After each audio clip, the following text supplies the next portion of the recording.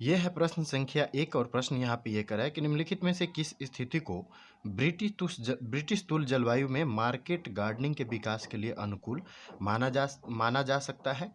और ये market gardening जो होती है, यहाँ पर मार्केट गार्डनिंग को समझना है।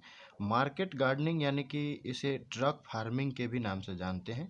ट्रक फार्मिंग के नाम से इसलिए जानते हैं कि इसे जो है 24 घंटा के अंदर बाजार और रेस्तरां में जो है इसको पहुंचाना ज़रूरी होता है, क्योंकि एक्चुअली मार्केट गार्डनिंग के अंदर जो है फल, सब्जियां, उसके बाद फूलों, इन सब की जो है खेती की जाती है। और चूंकि ये कच्चे माल होते हैं इसलिए जो है 24 घंटा के अंदर इसे बाज़ार में पहुंचाना होता है। और यही जो है मार्केट गार्डनिंग के अंतर्गत जो है इन इन तरह की फसलों की खेती की जाती है।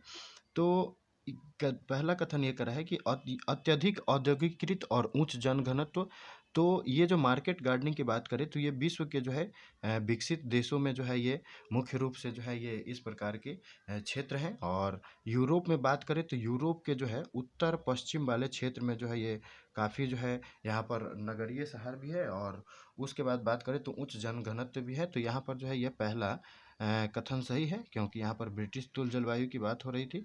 और परिवहन का उत्तम नेटवर्क होना ही चाहिए, क्योंकि ये जो है कच्चा माल होता है। और इस प्रकार जो है यदि ये 24 घंटे के अंदर जो है इसका परिवहन ना हो तो इससे जो है हानि हो सकती है। इस प्रकार यहाँ जो है 1 और 2 दोनों कथन जो है यहाँ पर सही है। विकल्प सी इसका सही उत्तर होगा।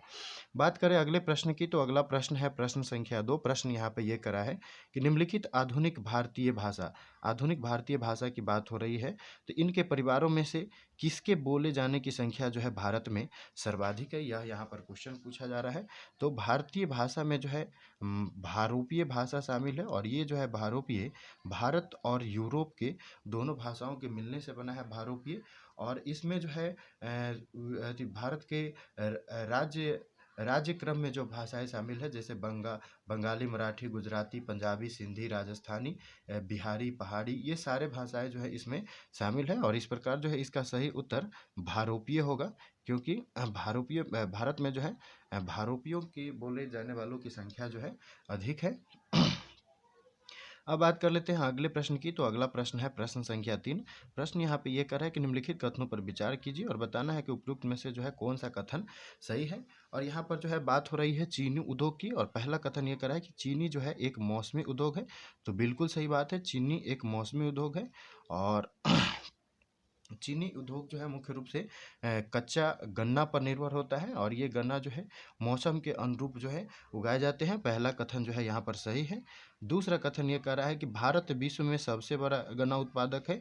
तो यहाँ पर जो है दूसरा कथन गलत है। भारत विश्व में सबसे बड़ा गन्ना उत्पादक नहीं है।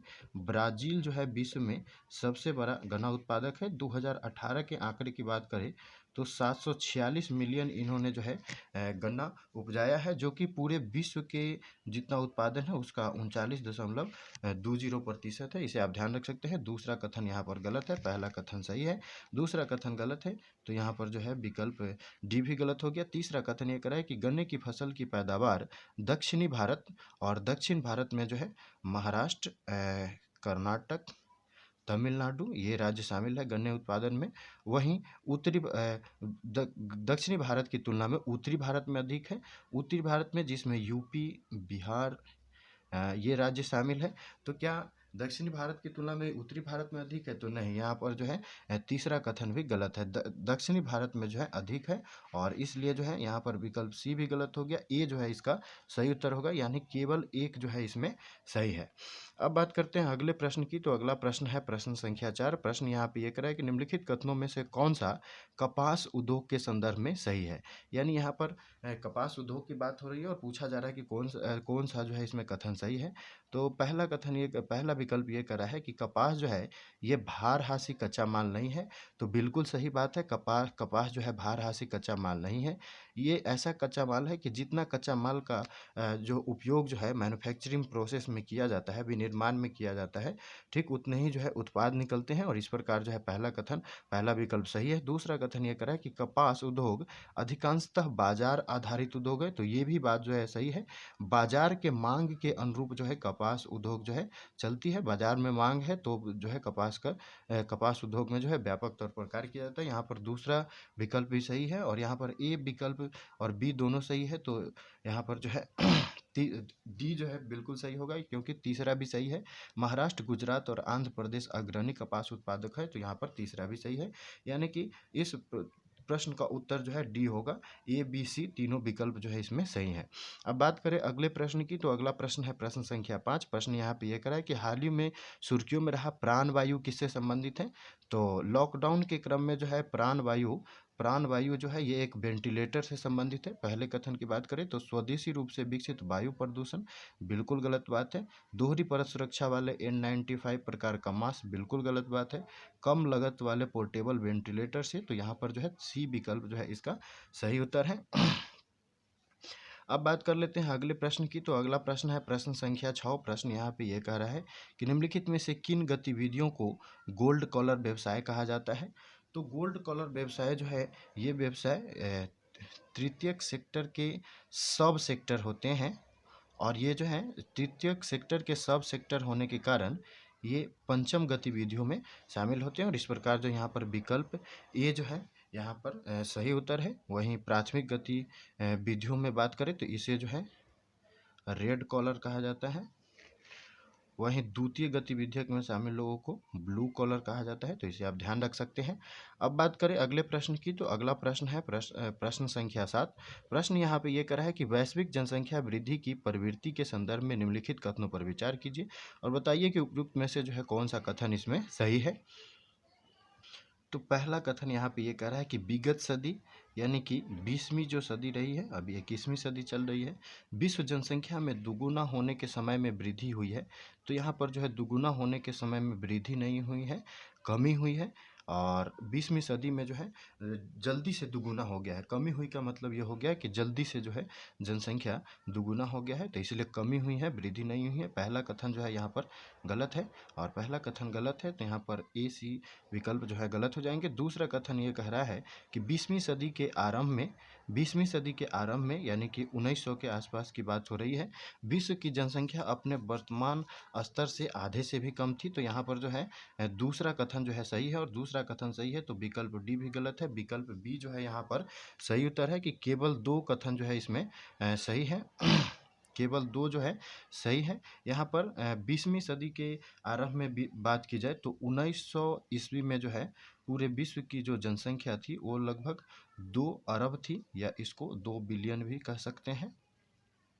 वहीं 2 अरब और 2 बिलियन थी, जबकि वर्तमान में जो है करंट में जनसंख्या की बात करें तो अभी जो है 7 अरब या इसे 7 बिलियन भी हम कह सकते हैं। तो इस प्रकार जो है हम कह सकते हैं कि 1900 के आसपास जो है ये अपने वर्तमान स्तर के आधे से भी कम थी। दूसरा विकल्प जो है यहाँ पर सही है।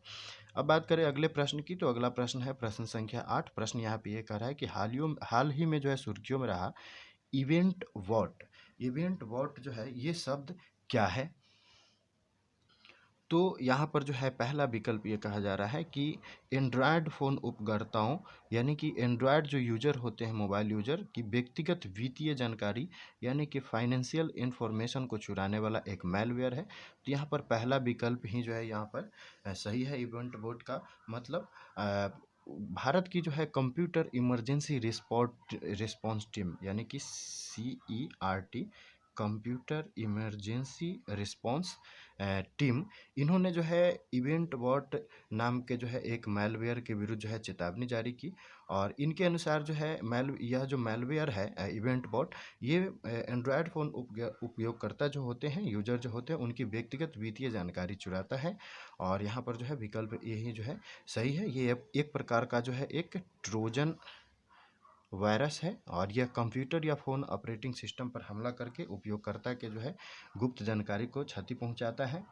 और अभी तक जो है यह मैलवेयर 200 से अधिक जो है अलग अलग एप्लीकेशन को क्षति पहुंचा चुका है। तो इसे भी आप ध्यान रख सकते हैं। और यह मैलवेयर जो है सबसे पहले यूरोप में, और फिर जो है अमेरिका में, और क्रिप्टो करेंसी के जो वॉलेट थे उसके बैंक खातों को भी क्षति पहुंचा चुका है। यहाँ पर विकल्प ए जो है यही जो है इसका सही उत्तर है। अब बात करें अगले प्रश्न की, तो अगला प्रश्न है प्रश्न संख्या 9। प्रश्न यहाँ पे ये कर रहा है कि भारत में अवसादी वेसिनों के संदर्भ में निम्नलिखित कथनों पर विचार कीजिए और बताना इसमें से उपयुक्त में से कौन सा सही नहीं है। यहाँ पर आपको ध्यान देना है कि सही है पूछा जा रहा है या सही नहीं पूछा जा रहा है। कि भारत में अवसादी बेसिन केवल अपतटीय क्षेत्रों में के समानांतर स्थित है। तो यहाँ पर जो है पहला कथन जो है गलत हो जाएगा, और पहला कथन यहाँ पर गलत है। तो चूंकि यहाँ पर सही नहीं चुनना है तो पहला इसमें सही उत्तर है। तो पर विकल्प बी जो है गलत हो जाएगा। दूसरा ये कह रहा है कि अवसादी बेसिन ये तेल, प्राकृतिक गैस और पेट्रोलियम का महत्वपूर्ण स्रोत है। तो यहाँ पर दूसरा कथन जो है बिल्कुल सही बात है कि अवसादी बेसिन जो है ये तेल, प्राकृतिक गैस और पेट्रोलियम का महत्वपूर्ण स्रोत है। और भारत में जो है टोटल जो है 3.14 मिलियन वर्ग किलोमीटर क्षेत्र में टोटल 26 अवसादी बेसिन है। और चूंकि यहाँ पर पहले कथन में कह रहा है कि ये केवल अपतटीय क्षेत्रों में ही नहीं, अपतटीय के साथ साथ जो है यह स्थलीय, उसके बाद अपतटीय, गहरे जल, इन क्षेत्रों में पाए जाते हैं। टोटल जो है 26 गो है। यहाँ पर पहला कथन जो है गलत है, चूंकि हमें गलत ही निकालना था। दूसरा जो है सही है, गलत ही निकालना था, इसलिए विकल्प ए जो है इसका सही उत्तर होगा कि केवल एक जो है इसमें सही नहीं है। अब बात कर लेते हैं अगले प्रश्न की। तो अगला प्रश्न है प्रश्न संख्या 10। प्रश्न यहाँ पे ये कर रहा है कि निम्नलिखित कथनों पर विचार करना है और बताना है कि उपयुक्त में से जो है कौन सा कथन सही है। पहला कथन ये कह रहा है कि भारत में सतही जल का अधिकतम प्रतिशत औद्योगिक क्षेत्र द्वारा उपयोग किया जाता है। पहला कथन जो यहाँ पर कहा कि औद्योगिक क्षेत्र द्वारा किया जाता है, जो कि यहाँ पर गलत है। भारत में सतही जल हो या भूजल हो, इस दोनों का जो है अधिकतम उपयोग कृषि क्षेत्र में होता है, एग्रीकल्चर में होता है। सतही जल का जो है 89% भाग जो है कृषि क्षेत्र उपयोग करती है। वहीं भूजल की बात करें तो इसके 92% भाग का उपयोग करती है। वही इंडस्ट्रियल सेक्टर यानी कि औद्योगिक क्षेत्र की बात करें तो इंडस्ट्रियल एरिया में जो है सतही जल का 2%, वहीं पर जो है भूजल का 5% यूज होता है। तो इस प्रकार आप देख सकते हैं कि एग्रीकल्चर में जो है अधिक सतही और भूजल का उपयोग हो रहा है। तो यहाँ पर जो है पहला कथन गलत है और पहला गलत है। तो यहाँ पर जो है विकल्प ए गलत है, विकल्प सी गलत है। दूसरा कथन ये करा है कि भारत में भूजल का अधिकतम प्रतिशत कृषि क्षेत्र में, भूजल का, यहाँ पर भूजल की बात हो रही है, तो भूजल का अधिकतम कृषि क्षेत्र में उपयोग किया जाता है। तो यहाँ पर सही है, भूजल का जो है 92% भाग कृषि क्षेत्र में उपयोग किया जाता है। और यहाँ पर जो है दूसरा विकल्प सही है और दूसरा सही है। तो यहाँ पर विकल्प बी जो है सही उत्तर होगा।